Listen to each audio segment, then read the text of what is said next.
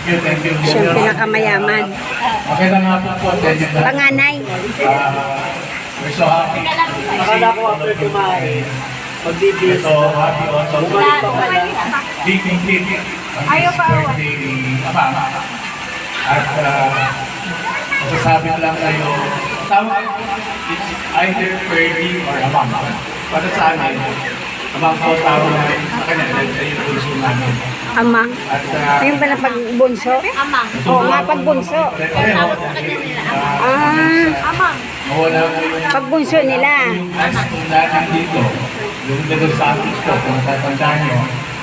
Siguro po wala nakasira ng record namin mga kapatid doon. Kasi di ba po kami mga kapatid. Sel, ano ang pagkano Biche, no? Biche, pangalawang ate. Ang pangalan na lalaki. Kuya, sunod, Tiko.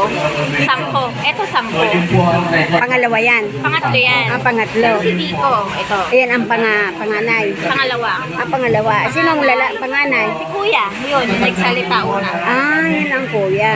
Mahirap at kami po naman ay tanda-tanda ko rin po kasi wala pong masama na pinanganak na mahirap.